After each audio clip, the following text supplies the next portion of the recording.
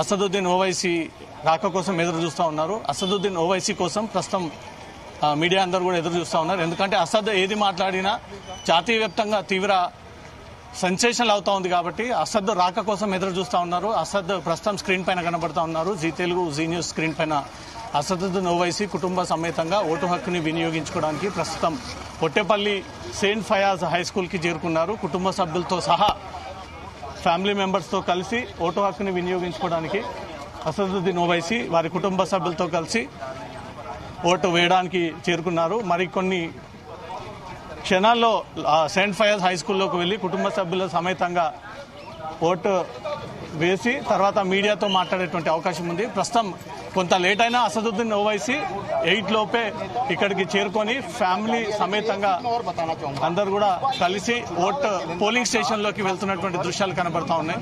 Polling స్టేషన్లోకి Asaduddin Owaisi వెళ్తున్నటువంటి దృశ్యాలు కనబడతా ఉన్నాయి. అసదుద్దీన్ లోపలికి వెళ్లిన తర్వాత గేట్లన్నీ కూడా ఇక్కడ లాక్ చేసి ఎక్కడ కూడా ఎలాంటి ఇబ్బందులు లేకుండా అతను ఓటింగ్ ప్రాసెస్ ముగిసేంత వరకు కూడా పోలీసులు ఈ చర్యలు చేపట్టనున్నారు. ప్రస్తుతం అతను వెంట సిఆర్పీఎఫ్, సెంట్రల్ ఫోర్స్ సహా సెక్యూరిటీ నడుమ అసదుద్దీన్ ఓవైసీ లోపలికి వెళ్తున్నటువంటి దృశ్యాలు కనబడతా ఉన్నాయి. స్క్రీన్ పైన కనబడతా ఉంది అసదుద్దీన్ ఓవైసీ కుటుంబ సభ్యులతో కలిసి లోపలికి వెళ్తా ఉన్నటువంటి దృశ్యాలు.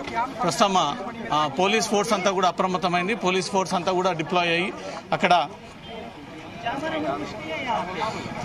ఏర్పాట్లు చేస్తా ఉన్నారు. రైట్, రావాల్సినటువంటి వ్యక్తి వచ్చాడు. రాష్ట్ర ప్రజలందరూ, దేశ ప్రజలందరూ కూడా ఎదురు చూస్తా ఉన్నారు. అసదుద్దీన్ ఓవైసీ ఓటు వినియోగం ప్రాసెస్ ఎలా ఉంటుంది, కుటుంబ సమేతంగా వస్తాడా, సింగిల్ గా వస్తాడా, ఓటు హక్కు వినియోగ టైం తర్వాత అసదుద్దీన్ దేశ రాజకీయాలపైన ఏం మాట్లాడుతూ ప్రస్తుతం తన అపోనెంట్ స్ట్రాంగ్ పర్సన్ గా ఉన్నటువంటి మాధవీలత పైన ఏం మాట్లాడతాడు అనేది మాత్రం ఉత్కంఠగా నెలకొంది.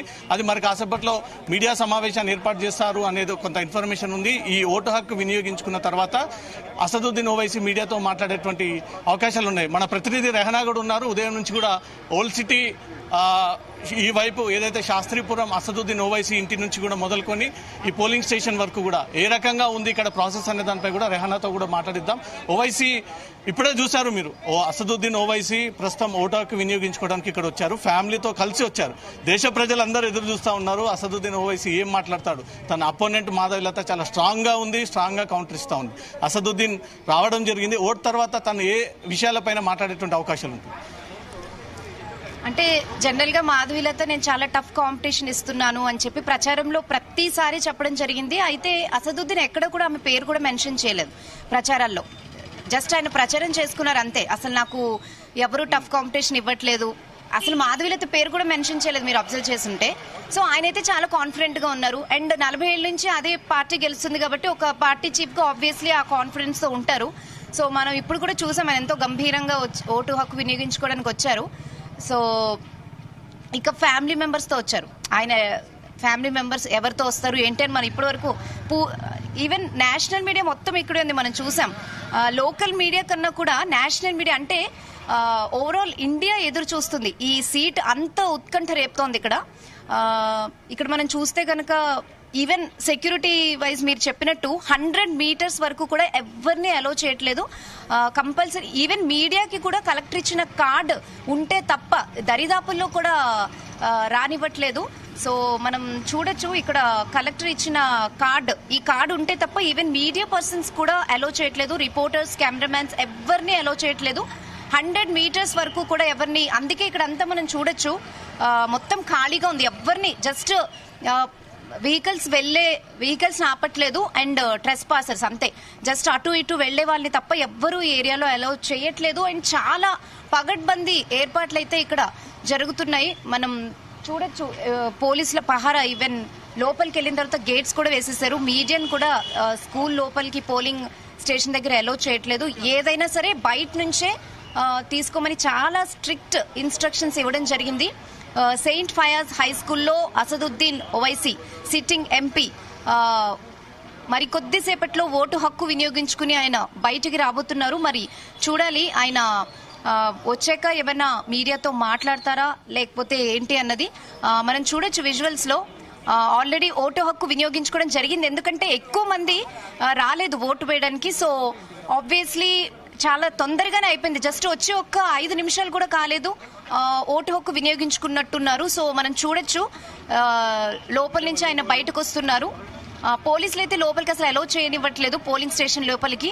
మీడియా మీద కూడా చాలా స్ట్రిక్ట్ ఇన్స్ట్రక్షన్స్ ఉన్నాయి, కార్డు ఉంటే తప్ప లోపలికి అలౌ చేయనివ్వట్లేదు. నేషనల్ మీడియా మొత్తం ఇక్కడే ఉంది, వాళ్ళు మాట్లాడడానికి ట్రై చేస్తున్నా కూడా ఇచ్చే సిచ్యువేషన్ అయితే కనిపించట్లేదు. సో చూడొచ్చు, బయటకు వస్తున్నారు, ఆల్రెడీ ఓటు హక్కు అయితే వినియోగించుకున్నారు, బయటకు వస్తున్నారు అసదుద్దీన్ ఓవైసీ.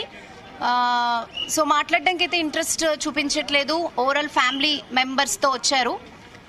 5 minutes లోనే తన ఓటు హక్కును వినియోగించుకున్నారు. ఎందుకంటే ఇక్కడ ఫ్లో లేదు, ఇంకా స్టార్ట్ అవ్వలేదు ఇక్కడ ఫ్లో, మరికొద్ది సేపట్లో స్టార్ట్ అవుతుందేమో. సో చూద్దాం, ఆయన మాట్లాడుతున్నారేమో ఒక్కసారి.